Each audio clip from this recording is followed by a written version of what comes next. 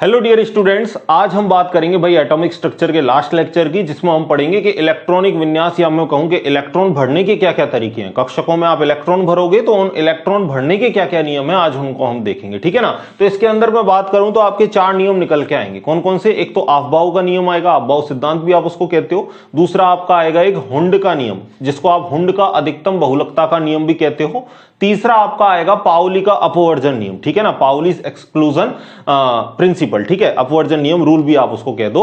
और अगला क्या है आपका N+L का नियम, ठीक है। तो ये 4 नियम आपके आएंगे, जिनमें से सबसे पहले हम बात कर रहे हैं किसकी? अफबाउ सिद्धांत की।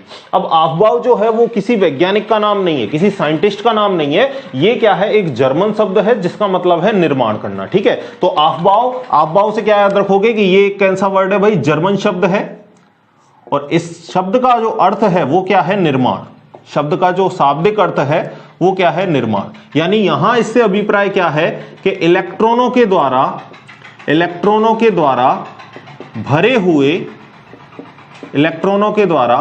भरे हुए कक्षकों का निर्माण, यानी इलेक्ट्रॉन के द्वारा आप इलेक्ट्रॉनों को भरते जाओगे और इलेक्ट्रॉनों के भरने से क्या होगा? कक्षकों का निर्माण होगा, ठीक है। यहां अफबाउ का तात्पर्य इससे है। तो यहां आप इलेक्ट्रॉन भरोगे कैसे? तो उसके लिए मैं एक आपको रूल लिखा देता हूं कि यहां पर जो इलेक्ट्रॉन है वो ऊर्जा के बढ़ते हुए क्रम में भरे जाएंगे, ठीक है। तो क्या लिखोगे? इलेक्ट्रॉन कक्षकों की ऊर्जा के बढ़ते हुए क्रम में भरे जाएंगे, ठीक है, भरे जाएंगे। तो कोई आपसे पूछे कि भाई अफबाउ सिद्धांत ने क्या बात बताई थी, तो आप कहोगे कि अफबाउ सिद्धांत ने हमको यह बात बताई कि इलेक्ट्रॉन जो है वो कक्षकों की ऊर्जा के बढ़ते हुए क्रम में भरे जाएंगे। तो अब हमें कैसे पता चले भाई कि कौन से कक्षक की ऊर्जा कम है, कौन से कक्षक की ऊर्जा ज्यादा है? क्योंकि जो इलेक्ट्रॉन है पहले तो उस कक्षक में जाएगा जिसकी ऊर्जा कम है, फिर उसके बाद उससे ज्यादा वाले कक्षक में जाएगा, उससे ज्यादा ऊर्जा वाले कक्षक में जाएगा। तो अब हम देखते हैं कि कक्षकों की ऊर्जा का क्रम क्या है, ठीक है। तो अगली लाइन में मैं आपके लिए लिखता हूं कक्षकों की ऊर्जा का बढ़ता हुआ क्रम, कक्षकों की ऊर्जा का बढ़ता हुआ क्रम, ठीक है। तो ये क्रम भी आपको याद रखना है। इस क्रम को याद रखने के लिए मैं आपको ट्रिक भी बता देता हूं, ठीक है। इस ट्रिक को भी आप साथ के साथ याद रखना, ठीक है। ट्रिक क्या है? देखो, ट्रिक है आपकी Sharma Sharma, Prasad Sharma, Prasad Sharma, Durga Prasad Sharma, Durga Prasad Sharma, father of Durga Prasad Sharma, father of Durga Prasad, ठीक है। ट्रिक क्या है अपनी? Sharma Sharma, Prasad Sharma, Prasad Sharma, Durga Prasad Sharma, Durga Prasad Sharma, father of Durga Prasad Sharma, father of Durga Prasad. ये अपनी ट्रिक है, ठीक है। और अपन को पता है एस कहां से स्टार्ट होता है भाई? 1 से, पी कहां से स्टार्ट होता है? 2 से, डी कहां से स्टार्ट होता है? 3 से, और एफ कहां से स्टार्ट होता है? 4 से। तो आप क्या कहोगे कि ये वाला जो पहला एस है ये तो कौन सा हो जाएगा आपका? 1s, और पी पहला वाला आपका कौन सा हो जाएगा? 2p, पहला वाला डी आपके लिए हो जाएगा 3d, और पहला वाला एफ आपके लिए हो जाएगा 4f। तो ये अगर आपका 1s है तो अगला वाला s कौन सा होगा? 2s, ठीक है। इससे अगला वाला s कौन सा होगा? 3s, इससे अगला वाला 4s, फिर हुआ आपके लिए 5s, फिर हुआ आपके लिए 6s, और नेक्स्ट 7s, ठीक है। p की बात करी 2p से चालू है तो अगला कौन सा होगा? 3p होगा, अगला कौन सा होगा? 4p होगा, नेक्स्ट आपका कौन सा होगा? 5p होगा, फिर आपका हो गया 6p, फिर कौन सा हो गया आपके लिए? 7p। और d की बात करें, d कहां से स्टार्ट हो रहा था? 3 से, तो पहला वाला हो गया 3d, ये हो गया आपके लिए 4d, और इससे अगला वाला होगा आपके लिए 5d, और नेक्स्ट हो जाएगा आपके लिए 6d। f कहां से स्टार्ट है आपका? 4 से, तो ये हो गया आपके लिए 4f, तो अगला वाला आपके लिए कौन सा हो जाएगा भाई? 5f। ये हो गया आपका कक्षकों की ऊर्जा का बढ़ता हुआ क्रम। तो इसमें हम साइन भी लगा देते हैं भाई। सबसे कम ऊर्जा किसकी है? 1s की। फिर इस तरीके से आपका बढ़ता हुआ क्रम आएगा, ठीक है। 3d के बाद 4p, और यहां से 6s के बाद कौन आएगा? 4f, और ये आपकी ऊर्जा का बढ़ता हुआ क्रम है। यानी सबसे ज्यादा ऊर्जा किसकी मिली आपको 7p की, सबसे कम किसकी मिली भाई आपको 1s की मिली। ठीक है, यानी सबसे पहले 1s में भरोगे और जब 1s आपका पूरा भर जाएगा फिर कहां जाओगे 2s में जाओगे और जब 2s भर जाएगा तो 2p में। इस तरीके से आप इलेक्ट्रॉनों को भरोगे। ठीक है, तो ये सारी बातें पहले आप लिख लो भाई। ये ट्रिक याद रखना, s से डिनोटेट कर रहे हैं शर्मा को, P से डिनोटेट कर रहे हैं प्रसाद को, D से डिनोटेट कर रहे हैं दुर्गा को और F से डिनोटेट कर रहे हैं हम फादर को। ठीक है, लिखो पहले इन सारी बातों को आप एक बार, फिर आगे की बात बताता हूं भाई। ठीक है, लिख लिया, मिटा दें भाई इसको, चलो मिटा देते हैं इसको, आगे की बात करते हैं अपन। ये जो आपको क्रम लिखाया है भाई बहुत इंपॉर्टेंट है, आगे जब भी आप इलेक्ट्रॉनिक कॉन्फ़िगरेशन लिखोगे ये क्रम आपको याद होना चाहिए। तो इसके लिए ट्रिक बता दी है, आप उससे इसको आसानी से याद रख सकते हो। ठीक है, तो आफबाउ नियम ने आपको क्या बात बताई? आफबाउ नियम ने आपको यह बोला कि जो कक्षकों में आप इलेक्ट्रॉन भरोगे वो बढ़ती हुई ऊर्जा के क्रम में भरोगे। ठीक है, यानी सबसे पहले 1s में जाएगा, फिर 2s में जाएगा और सबसे लास्ट में नंबर किसका आएगा 7p का आएगा। इस तरीके से ऊर्जा का बढ़ता हुआ क्रम देख लिया आपने। अब दूसरा कौन सा नियम आया था उसको भी देख लो, सेकंड नियम। तो दूसरा जो नियम है हमारा वो है आपका पाउली का अपवर्जन नियम। दूसरा देखो, पाउली का अपवर्जन नियम। अब पाउली के अपवर्जन नियम ने क्या बात कही इसको भी समझना। ठीक है, पाउली का नियम क्या बोलता है भाई? पाउली का नियम बोलता है कि किसी भी परमाणु कक्षक के लिए, किसी परमाणु के एक कक्षक के लिए चारों क्वांटम संख्याओं की वैल्यू आपकी समान नहीं हो सकती।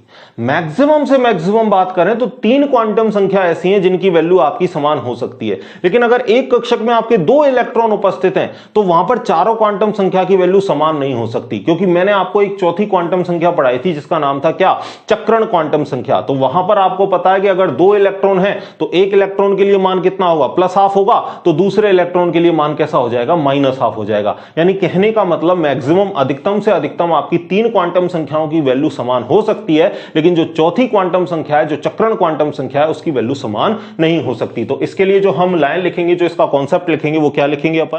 पहले तो इसका इंग्लिश में भी नाम लिख लो, क्या है भाई? Pauli's exclusion principle. ठीक है, देखना भाई क्या लिखोगे?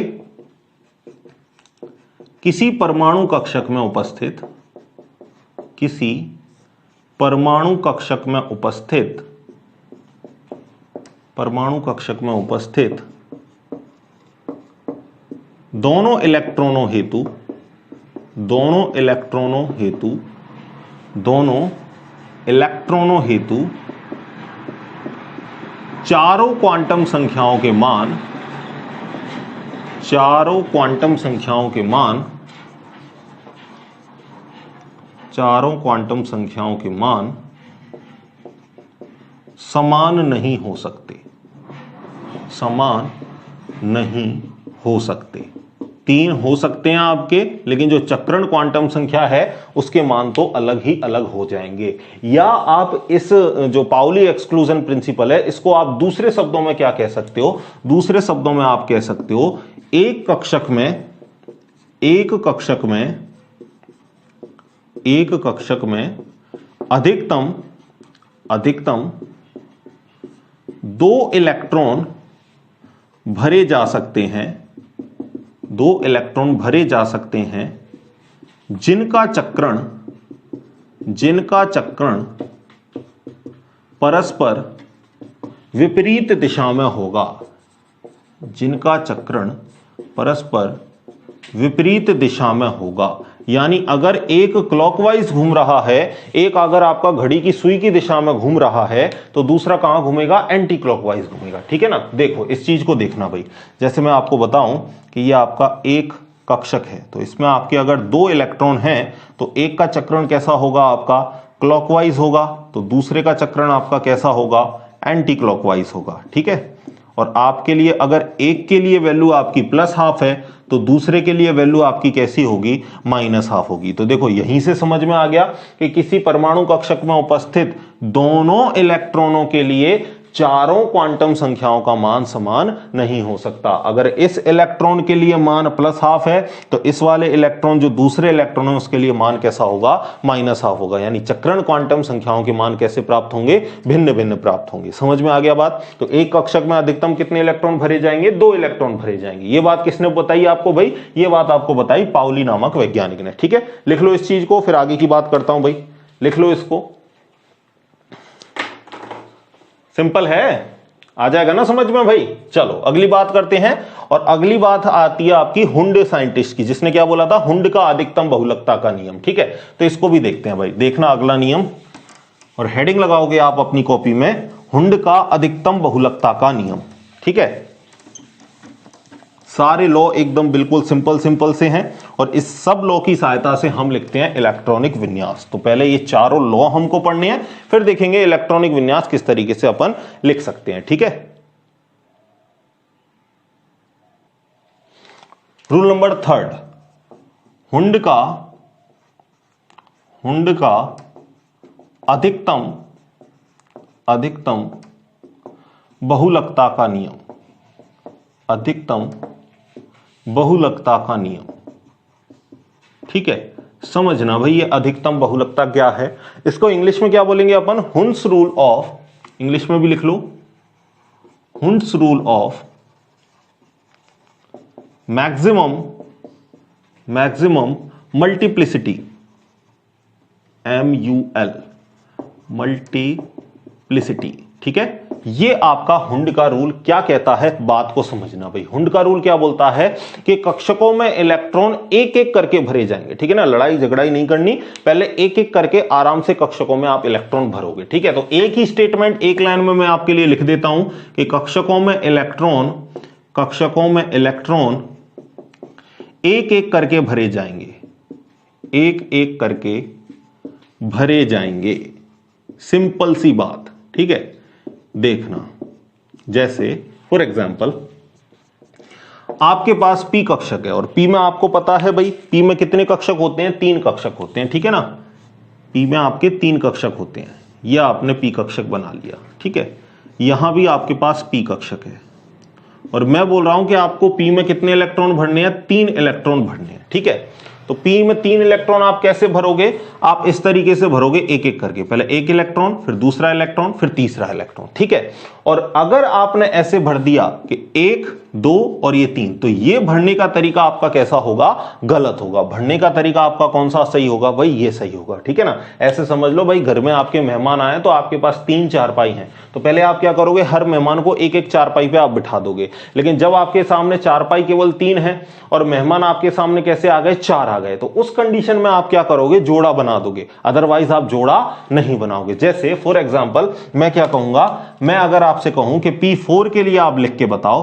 तो यहां तो सिंपल सी बात है भाई, पहले तो सबसे पहले क्या करना है, हमें एक एक करके इलेक्ट्रॉन भरने हैं, यानी 1, 2, 3। अब हमें पता है कि अब तो हमें जोड़ा बनाना ही पड़ेगा भाई, अब तो हमारे पास 3 ही चारपाई है, मेहमान 4 है, तो किसी एक चारपाई पे 2 मेहमान को बिठाने, 2 मेहमान आपको क्या है, उनको सुलाने के लिए व्यवस्था करनी पड़ेगी। समझ रहे हो ना बात को। तो अब इस कंडीशन में क्या होगा, हमको एक इलेक्ट्रॉन की पेयरिंग करवानी ही होगी, यानी चौथा इलेक्ट्रॉन आपका इस तरीके से भरा ही जाएगा। लेकिन अगर आप इस तरीके से भरोगे 4 इलेक्ट्रॉनों को कि 1, 2, 3, 4, तो ये भरने का तरीका कैसा होगा, गलत होगा। तो कहने का मतलब पहले जो इलेक्ट्रॉन है वो कहां भरे जाएंगे भाई, एक एक करके भरे जाएंगे, और अगर आपके पास ज्यादा इलेक्ट्रॉन है तो उस कंडीशन में आप पेयरिंग करवा दोगे। लेकिन ये रूल आपका भाई एस कक्षक हेतु अप्लाई नहीं होता, क्योंकि एस जो कक्षक है उसमें कक्षक की संख्या ही कितनी होती है, 1 होती है एस में। तो एस में आपका कितना कक्षक होता है, एक ही कक्षक होता है, तो कक्षक ज्यादा ही नहीं है, तो एक एक करके कहां भरे। ठीक है ना, इसमें तो एक ही में आपको कितने आएंगे, 2 भरे जाएंगे। तो ये बात याद रखोगे कि जो हुंस का अधिकतम बहुलकता का नियम है वो आपका किसके लिए अप्लाई नहीं होगा, आपका अप्लाई नहीं होगा किसके लिए, एस के लिए। दूसरी बात, आपसे एक तरीके से क्वेश्चन और पूछा जा सकता है कि भाई यहां पर सबसे पहले आपका हुंस का रूल किस एटम पर वैलिड होता है, यानी किस तत्व पर सबसे पहले हुंस का रूल अप्लाई होता है।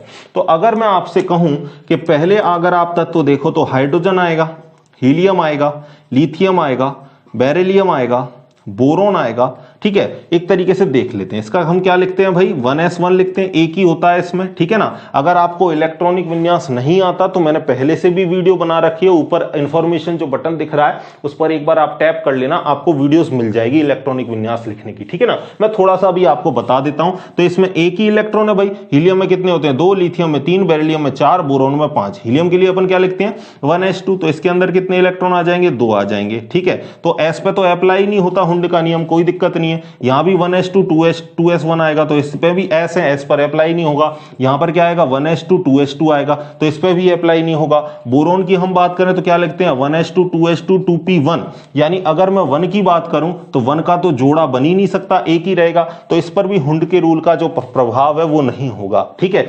अब बात करते हैं हम किसकी, कार्बन की। तो कार्बन के लिए लिखूं तो क्या लिखूंगा 1s2 2s2 2p2। अब अगर हम यहां देखें तो यहां अब हमारा हुंड का रूल काम करेगा, क्योंकि अगर हमने इस तरीके से लिख दिया तो ये गलत है। हम कैसे लिखेंगे, एक इलेक्ट्रॉन इसमें फिर दूसरा इलेक्ट्रॉन दूसरे कक्षक में, ठीक है। तो आपसे कोई क्वेश्चन पूछ ले कि सबसे पहले हुंड का नियम किस तत्व पर अप्लाई होगा, तो आपका आंसर क्या होगा भाई, कार्बन। समझ गए बात को। अब देखो एक चीज समझने की यहां पर और है कि ये हुंड का अधिकतम बहुलकता से क्या मतलब है। अब बहुलकता की बात करते हैं। बहुलकता से मतलब क्या है, देखना भाई, देखो बहुलकता से मतलब क्या है। यहां पर बहुलकता का एक फॉर्मूला मैं आपको बताता हूं, अयुग्मित इलेक्ट्रॉन की संख्या बटे 2, ठीक है ना। यह फॉर्मूला होता है, n बराबर क्या है, अयुग्मित इलेक्ट्रॉन, ठीक है। तो जिसके लिए बहुलकता का मान ज्यादा आएगा उस क्रम में भरे जाएंगे भाई। अगर मैं यहां कहूं तो अयुग्मित इलेक्ट्रॉनों की संख्या कितनी है, 3, तो यहां पे अगर मैं मान निकालूं तो क्या आएगा 3/2, यानी ओवरऑल क्या आएगा 1/5 आएगा, ठीक है। और अगर मैं इसके लिए मान निकालूं तो आपको पता है यहां अयुग्मित इलेक्ट्रॉन कितना है, केवल 1। अरे भाई ये तो जोड़ा है ना, ये तो युग्मित हो गया। अयुग्मित कितना है 1, तो मैं क्या लिखूंगा यहां n का मान निकालूंगा तो n का मान क्या रखूंगा 1, तो क्या आएगा 1/2, और 1/2 का मतलब कितना आया 0.5 आया। तो आपको पता है अधिकतम मान कहां आया 1.5 में आया। यानी हम जो इलेक्ट्रॉन भरेंगे वो किस हिसाब से भरेंगे, इस हिसाब से भरेंगे, ना कि इस हिसाब से। समझ गए बात को। ये हो गया आपका अधिकतम बहुलकता का नियम, यानी बहुलकता का मान, जो बहुलकता का फॉर्मूला n/2, बहुलकता जिसके लिए ज्यादा आएगी उस क्रम में आप भरोगे। जैसे दूसरे वाले के लिए मैं निकालता तो यहां आपको पता है इलेक्ट्रॉन कितने अयुग्मित 2, तो आप क्या लिखते 2/2, तो 2/2 का मतलब बहुलकता कितनी आ जाती, 1 आ जाती। और यहां आपको पता है कोई है ही नहीं भाई, तो यहां क्या आता 0/2 मतलब 0। तो यहां कहने का मतलब जो आपकी बहुलकता ज्यादा आई वो कहां आई, इधर ज्यादा आई। तो कहने का मतलब आप इस तरीके से भरोगे जहां पर बहुलकता का मान कैसा आए, अधिकतम आए। तो इसे ही क्या बोलते हैं हम, हुंड का अधिकतम बहुलकता का नियम, ठीक है। आई थिंक आपको सारी बात समझ में आई होगी। जनरली क्या होता है, अधिकतम बहुलकता को खाई जाते हैं कि बहुलकता अधिकतम बहुलकता से क्या मतलब है।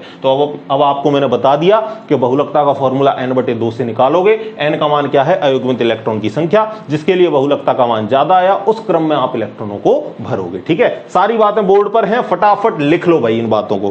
फिर अगला एक बहुत इंपॉर्टेंट रूल और है जिसको अपन बोलते हैं क्या, n+l का नियम, ठीक है। लिख लिया भाई, चलें आगे। चलो अब बात करते हैं n+l रूल की, ठीक है। तो सारी बातें भाई मैं आपको नोट्स के तरीके से बता रहा हूं, आप एज इट इज यहीं से अपने नोट्स खुद से प्रिपेयर कर सकते हैं, ठीक है। ये छोटी छोटी चीजें हैं लेकिन बहुत काम की चीजें हैं, आपके लिए क्वेश्चन कंपटीशन एग्जाम में भी बन जाते हैं, तो आप इन चीजों को याद रखोगे, ठीक है। अभी देखो मैं आपको बताऊंगा कि n+l का नियम कितना हमारे लिए फायदेमंद है, ठीक है। देखना, अगली हेडिंग लगाओ, रूल नंबर 4, और जिसको क्या नाम दिया गया, n+l का नियम, ठीक है। और यहां पर आपको पता है n का मतलब क्या है, मुख्य क्वांटम संख्या, और l का मतलब क्या है यहां पर, द्विगंशी क्वांटम संख्या। उसको आपने एजीमुथल क्वांटम नंबर भी कहा था। देखो भाई इस नियम को देखो, तो इस नियम के अकॉर्डिंग क्या बात है कि इलेक्ट्रॉन पहले उस कक्षक में भरा जाएगा, इलेक्ट्रॉन पहले उस कक्षक में भरा जाएगा जहां n+l का मान कम हो, ठीक है। n+l का मान कम हो, पहले उस कक्षक में अपन इलेक्ट्रॉन भरेंगे। लेकिन कंडीशन ऐसी आ जाए कि किसी दो कक्षक के लिए n+l का मान समान है, तो फिर आप इलेक्ट्रॉन पहले उस कक्षक में भरोगे जहां n का मान कम हो। ठीक है, तो दूसरी कंडीशन भी लिख देते हैं, यदि दो कक्षकों हेतु n+l का मान समान हो, n+l का मान समान हो, तो इलेक्ट्रॉन पहले उस कक्षक में भरा जाएगा, इलेक्ट्रॉन पहले उस कक्षक में भरा जाएगा, उस कक्षक में भरा जाएगा जहां n का मान न्यूनतम हो, n का मान न्यूनतम हो। ठीक है, अब देखो इसको मैं आपको एग्जांपल से समझाता हूं भाई। ठीक है, अभी अभी आपने ऊर्जा का बढ़ता हुआ क्रम देखा था, तो क्या आया था भाई, पहले 1s आया था, फिर 2s आया था, फिर क्या आया था 1s2 2s2, फिर 2p आया था, फिर क्या आया था 3s आया था। इस तरीके से आपको मिला था। ठीक है ना, शर्मा प्रसाद शर्मा, और आगे लिखना है तो और आगे लिख लो प्रसाद शर्मा, ये 2p है तो ये 3p हो जाएगा, ये 3s है तो ये क्या हो जाएगा 4s हो जाएगा। इस तरीके से था। तो अब देखो हमने क्या बोला, पहले इलेक्ट्रॉन 1s में भरेंगे, फिर इलेक्ट्रॉन 2s में भरेंगे। तो इस चीज का पता किससे चला, n+l से चला, कि जिनके लिए n+l का मान कम है उनके लिए ऊर्जा भी कम है, और जिनके लिए n+l का मान ज्यादा है उनकी ऊर्जा भी क्या है, ज्यादा। और अगर किसी दो कक्षक के लिए n+l का मान कैसा आ जाए, समान आ जाए, तो इलेक्ट्रॉन पहले आप वहां भरोगे जहां किसका मान कम हो, n का मान कम हो। ठीक है, तो अब देखो मैं यहां पर एक जगह आपको n का मान बताता हूं, एक जगह l का मान बताता हूं, और फिर n+l का मान बताता हूं। ठीक है, इसके लिए n का मान बताओ भाई मुझे कितना है, 1 है। ठीक है, और आपको पता है l का मान मैंने आपको बता रखा है इससे प्रीवियस लेक्चर में क्वांटम संख्या वाले में। ठीक है, तो अगर आपने क्वांटम संख्या वाला लेक्चर नहीं देखा है तो काफी बातें आपके दिमाग के ऊपर से जा रही होंगी भाई, पहले उस लेक्चर को आप देख लो। ठीक है, तो l का जो मान है वो s के लिए 0, p के लिए 1, d के लिए 2, f के लिए 3। ठीक है, तो s के लिए l का मान कितना होता है 0। यहां बात करूं n का मान 2 है, s के लिए l का मान 0, n का मान 2 है और l का मान कितना होगा 1, p के लिए n का मान कितना है 3, और s के लिए आपको पता है l का मान कितना होता है 0, n का मान यहाँ 3 है और p के लिए मान कितना होता है 1, n का मान यहाँ कितना है 4 है, और s के लिए l का मान कितना होता है 0। अब मैं कर देता हूं n+l, यानी दोनों को जोड़ दिया तो मान कितना आया 1, यहां कितना आया 2, यहां कितना आया 3, यहां कितना आया 3, यहां कितना आया 4, यहां कितना आया 4। ठीक है, तो देखो अब सारी जो थ्योरी की बातें हैं उसको देख लो। क्या बोला, इलेक्ट्रॉन पहले उस कक्षक में भरा जाएगा जहां n+l का मान कैसा हो, कम हो। तो देखो सबसे कम मान किस में आया, 1s में आया, तो पहले सबसे पहला इलेक्ट्रॉन किस में भरा जाता है, 1s में भरा जाता है। आगे बात समझ में। इसके बाद जैसे जैसे n+l के मान बढ़ेंगे वैसे वैसे हम भरेंगे। फिर n+l का मान 2 आया तो फिर अगला इलेक्ट्रॉन हम इसमें भरेंगे, फिर n+l का मान 3 आया तो अगला हम इलेक्ट्रॉन इसमें भरेंगे। लेकिन किन्हीं दो कक्षकों के लिए जब n+l का मान समान आ जाए, यहां भी n+l का मान 3 आया, यहां भी n+l का मान 3 आया, तो जब दो कक्षकों के लिए n+l का मान समान आ गया तो हम पहले इलेक्ट्रॉन कहां भरेंगे, जहां n का मान कम हो। तो n का मान कम किसके लिए बताओ, इसके लिए तो 3 है, इसके लिए 2 है, तो n का मान कम 2p के लिए है। इसी वजह से पहले इलेक्ट्रॉन हमने किस में भरा, 2p में भरा, इसके बाद हमने इलेक्ट्रॉन किस में भरा, 3s में भरा। सेम टू सेम यही कहानी रिपीट हो जाती है यहां 3p और 4s में। देख लो n+l के मान कैसे हैं, समान है, दोनों के लिए मान कैसे हैं, 4 4 है। तो पहले इलेक्ट्रॉन कहां भरोगे, जिसके लिए n का मान कम हो, और n का मान कम किसके लिए, 3p के लिए है, तो पहले इलेक्ट्रॉन किस में भरा जाता है, 3p में भरा जाता है, उसके बाद किस में भरा जाता है भाई, 4s में भरा जाता है। आई थिंक आपको सारी बातें बढ़िया से क्लियर हो गई हैं, और आप इन बातों को, इन एग्जांपल्स को और इस लॉ को आप अपनी कॉपी में लिख लो भाई। ठीक है, आगे बात समझ में। चलो एक इलेक्ट्रॉनिक विन्यास का भी मैं आपको फटाफट से एक शॉर्ट मैं बता देता हूं। वैसे मैंने अलग से वीडियो बना रखी है, आपको ऊपर मैंने बता भी दिया है, आई बटन पर एक बार टिक करके उस वीडियो को देख लेना इलेक्ट्रॉनिक कॉन्फ़िगरेशन की। ठीक है, देखो भाई, चलें आगे, मिटा दें भाई इसको। देखो अब इलेक्ट्रॉनिक विन्यास को भी देख लो फटाफट, और पूरी वीडियो आपको डिटेल से चाहिए तो वो भी मैंने आपको बता रखा है, ऊपर इंफॉर्मेशन बटन पे है। और जब आप इस वीडियो का एंड करोगे ना, तो आपको एक एंड के पेज पर भी आपको मिल जाएगी वीडियो। जब एंड में आप इसको देखोगे तो लास्ट के जो 10-15 सेकंड है वहां पर आपको दिख जाएगी पेज के ऊपर ही, ठीक है। तो वहां से भी आप उस वीडियो को देख सकते हैं। अब देखो भाई इलेक्ट्रॉनिक विन्यास, ठीक है, इलेक्ट्रॉनिक कॉन्फ़िगरेशन। 3 बातें। पहली बात ही क्या है आपकी, फॉर्मूला। फॉर्मूला क्या है आपका, Sharma Sharma, Prasad Sharma, Prasad Sharma, Durga Prasad Sharma, Durga Prasad Sharma, father of Durga Prasad Sharma, father of Durga Prasad. पहला तो हो गया आपके लिए ये फॉर्मूला। दूसरी बात क्या है, दूसरी बात देखो, दूसरी बात क्या है आपके लिए, दूसरी बात जो है वो है आपका एस कहां से स्टार्ट होगा। तो एस जो आपका स्टार्ट होगा वो कहां से होगा, 1 से, पी आपका स्टार्ट होगा 2 से, डी स्टार्ट होगा 3 से और एफ स्टार्ट होगा 4 से। और अगर मैं बात करूं आपके लिए तीसरे स्टेप की, तो एस में जो मैक्सिमम इलेक्ट्रॉन है उसकी संख्या कितनी है, 2 है, पी में अधिकतम इलेक्ट्रॉन 6 है, डी में अधिकतम इलेक्ट्रॉन 10 है, एफ में अधिकतम इलेक्ट्रॉन 14 है। ठीक है भाई, समझ में आ गई बात। लिख लो पहले इन 3 बातों को लिखो भाई, फिर आगे की बात बताता हूं। देखना, अब आपको पता है एस 1 से स्टार्ट हो रहा है, तो ये 1s, ये 2s, ये 3s, ये 4s, ये आपका 5s, ये आपका 6s, ये 7s। P 2 से तो ये 2p, ये 3p, ये 4p, ये 5p, 6p, 7p।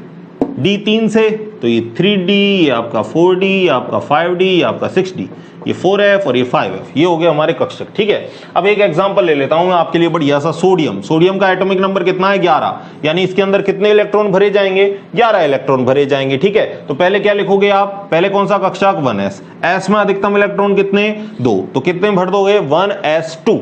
समझ गए। अगला कौन सा कक्षक आया, 2s, तो अगला लिख दिया 2s। और s में बताओ अधिकतम इलेक्ट्रॉन कितने हैं, s में अधिकतम इलेक्ट्रॉन 2 हैं, तो 2 भर दिए। फिर अगला कौन सा आया, 2p, अगला लिख दिया 2p। p में अधिकतम इलेक्ट्रॉन कितने आते हैं, p में अधिकतम इलेक्ट्रॉन 6 आते हैं, तो हमने लिख दिया 2p6। बोलो आगे बात समझ में। ठीक है, अब आप गिन लो पहले, 2 और 2 4 और 6 10, हमें कितने बढ़ने हैं, 11, यानी 1 इलेक्ट्रॉन और चाहिए, तो आगे जाएंगे। 2p से आगे कौन आया, 3s। तो वैसे अगर हम देखें तो s में अधिकतम इलेक्ट्रॉन कितने आते हैं, 2, लेकिन हमको जरूरत कितनी है, केवल और केवल 1 की, तो हम क्या लिख देंगे यहां पर, केवल और केवल 1 इलेक्ट्रॉन, यानी ये हो गया आपका 3s1। ये आपका हो गया सोडियम का इलेक्ट्रॉनिक कॉन्फ़िगरेशन। एक और देख लो। ठीक है, अगला हो गया हमारा, किसका लिखते हैं, कोबाल्ट का। कोबाल्ट का कितना है भाई, 27। ठीक है, तो होता क्या है, 27 के लिए लिखोगे तो 1s2, 2s2, 2p6, 3s2, यहां तक हो गए। फिर 3s2 के बाद आगे कौन आया, 3p, और 3p में, p में आपको पता है अधिकतम इलेक्ट्रॉन कितने हैं, 6, तो 3p6। अगला कौन सा आया आपके लिए, 4s, तो 4s में अधिकतम इलेक्ट्रॉन कितने आ जाएंगे, 2, और 4s के बाद कौन आया भाई, 3d। तो पहले आप क्या लिखोगे, 4s के बाद लिख दोगे आप 3d। पहले एक बार देख लो भाई कितने इलेक्ट्रॉन हुए, 2 और 2 4 और 6 10 और 2 12 और 6 18 और 2 20 इलेक्ट्रॉन हो गए। कितने और चाहिए आपको, 7, 27 करने के लिए आपको और कितने इलेक्ट्रॉन चाहिए, 7, तो 3d में कितने इलेक्ट्रॉन भर दोगे आप, 7। ठीक है, 2 स्पेशल केस और हैं, उनके बारे में भी चर्चा कर लेता हूं। एक तो है आपका क्रोमियम जिसका नाम है 24, और एक है आपका कॉपर जिसका नाम है 29, इसका एटॉमिक नंबर 29। ठीक है, तो क्रोमियम का आप अगर भरते तो क्या लिखते हैं, 1s2, 2s2, 2p6, 3s2, 3p6, 4s2, 3d4, यही लिखते भाई 24 के लिए। लेकिन ये इलेक्ट्रॉनिक विन्यास आपका गलत है। सेम टू सेम अगर कॉपर के लिए लिखते तो क्या लिखते हैं, 1s2, 2s2, 2p6, 3s2, 3p6, 4s2, 3d9, ये लिखते भाई 29 के लिए। और ये भी आपका इलेक्ट्रॉनिक कॉन्फ़िगरेशन कैसा है, गलत है। ऐसा क्यों होता है भाई, लास्ट की कहानी लेता हूं। देखो, ये रहा आपका 4s और ये रहा आपका डी में कितने कक्षक होते हैं, 5। ठीक है, ये आपके 5 कक्षक बना दिए। ठीक है ना, इस तरीके से। अब देखो s में कितने इलेक्ट्रॉन है, यहां पर 2। ठीक है, और डी में यहां पर आपके कितने इलेक्ट्रॉन है भाई, 4। तो ऐसे समझ लो एक घर में आपके 5 भाई रह रहे हैं, 4 के पास खाने के लिए एक चपाती है, 5वां बोल रहा है भाई मेरे से क्यों भेदभाव कर रहे हो, मैंने आपका क्या बिगाड़ा है, मुझे भी कितनी चपाती खानी है, 1 चपाती खानी है। और आपको पता है ऐसे इलेक्ट्रॉन ट्रांसफर होगा और वो किसके अंदर जाएगा, डी के अंदर जाएगा। ऐसा क्यों हुआ भाई, 5 में 1 इलेक्ट्रॉन है, तो 5 में 1 इलेक्ट्रॉन होने की वजह से इसका जो स्थायित्व है वो कैसा हो जाता है, बढ़ जाता है। ठीक है ना, इस वजह से एस का इलेक्ट्रॉन आपका किसके अंदर जाता है भाई, डी के अंदर जाता है। और यहां पर आपको पता है 5 के अंदर 1 इलेक्ट्रॉन है, यानी ये कक्षक कैसे भरे हुए, आधे भरे हुए हैं। तो आप क्या कहोगे, ये ऐसा क्यों होता है, ऐसा इसलिए इसलिए होता है क्योंकि ये कैसा विन्यास प्राप्त कर लेता है, स्थायी अर्धपूरित विन्यास। और इस पूरे ब्रह्मांड में कोई भी आपकी स्पीसीज कैसा रहना चाहती है, स्थायी रहना चाहती है। हर कोई जो भी जद्दोजहद जितनी भी कर रहा है वो किसके लिए कर रहा है भाई, स्टेबिलिटी के लिए कर रहा है। समझ रहे हो ना आप बात को। तो स्थायित्व की प्राप्ति के लिए यहां से एक इलेक्ट्रॉन आपका किसके अंदर जाता है, डी के अंदर जाता है। और अगर मैं अगली बात करूं तो अगली बात कॉपर के लिए करूं तो वही कॉपर में क्या था भाई, आपका 2 इलेक्ट्रॉन था 4s में, और वही डी में अब आपके कितने इलेक्ट्रॉन थे भाई, डी में आपके कितने इलेक्ट्रॉन थे, 9 थे। 1 2 3 4 5 6 7 8 9, ठीक है। अब आपको पता है 9 इलेक्ट्रॉन है, तो यहां पर पांचवें के पास वही 1 इलेक्ट्रॉन है, बाकी 4 के पास 2 इलेक्ट्रॉन। पांचवा बोलता है मुझे भी कितनी चपाती चाहिए, 2। कहने का मतलब मेरे लिए भी कितना इलेक्ट्रॉन चाहिए, 2। तो होगा क्या, वही एस से इलेक्ट्रॉन ट्रांसफर हुआ किसके अंदर, डी के अंदर। और यहां पर डी में कितने इलेक्ट्रॉन हो गए, 10 इलेक्ट्रॉन हो गए। तो यहां पर आपने देखा था तो डी में 5 इलेक्ट्रॉन हुए थे, यहां आपने देखा तो डी में 10 इलेक्ट्रॉन हुए। आपसे कोई बोले कि भाई ऐसा क्यों हुआ, एस में से ट्रांसफर क्यों हुआ, तो आप कहोगे कि भाई ये पूरा भरा हुआ है, इस वजह से इसका कैसा विन्यास होता है, स्थायी पूर्ण पूरित विन्यास। कैसा विन्यास, स्टेबल फुलफिल्ड इलेक्ट्रॉनिक कॉन्फ़िगरेशन। और इसका स्थायित्व ज्यादा होता है, इस वजह से एस में इलेक्ट्रॉन आपका किस में चला जाता है, डी में। यानी कॉपर के केस में आप क्या लिखोगे क्या लिखोगे, 3d10 4s1, एस में 1 इलेक्ट्रॉन रह गया ना भाई, 4s में कितने इलेक्ट्रॉन रह गए, 1 इलेक्ट्रॉन रह गए। और सेम टू सेम कॉपर के क्रोमियम के केस में क्या लिखोगे, 4s1, और 3d में क्या कर दोगे, 5 कर दोगे। तो क्रोमियम की कहानी तो मैंने आपको यहां बता दी और कॉपर की कहानी यहां बता दी। तो ये भाई मोटी मोटी सी बात है जो आपको याद रखनी है। तो कहने का मतलब एक चीज और बता देता हूं आपको, जब भी आपका 3d आएगा तो ये चीज याद रख लो कि 3d4 आपका नहीं होगा और 3d9 आपका नहीं होगा। जहां 3d4 है वहां क्या हो जाएगा 3d5, और जहां 3d9 है वहां क्या हो जाएगा 3d10। ठीक है, सारी कहानी आपको मैंने बोर्ड पर बता दी, एक बार आप इसको पहले लिख लो भाई, कर लोगे, ठीक है ना। और डिटेल से वीडियो मैंने आपको बता दी, वो भी आप चाहो तो देख सकते हो। ठीक है, सारी कहानी इस लेक्चर की हमने बहुत अच्छे से पढ़ ली है भाई। आप चाहे कंपटीशन एग्जाम की प्रिपरेशन करो, थ्योरी पढ़ने की आपको कहीं से कोई जरूरत नहीं है। अब आपको क्या करना है, जितने भी अगर आपके पास कोई गाइड है तो आप गाइड से क्या करो, क्वेश्चन प्रैक्टिस करो भाई। अगर आपको कंपटीशन एग्जाम देना है, और जाहिर सी बात है देना ही है हमको 11th और 12th के बाद, तो आप क्या करो, क्वेश्चन की प्रैक्टिस करो, और बाकी थ्योरी मैंने आपके लिए सारी लिखा दी है। अब हम कौन सा चैप्टर स्टार्ट करेंगे, अगला जो आपका पीरियोडिक टेबल वाला जो चैप्टर आ रहा है, जो आवर्त सारणी वाला जो आपका चैप्टर आ रहा है, हम उसको स्टार्ट करेंगे। ठीक है, तो बस इसी तरह पढ़ते रहिए, दबा के मेहनत करते रहिए। मिलते हैं नेक्स्ट लेक्चर में, तब तक के लिए धन्यवाद।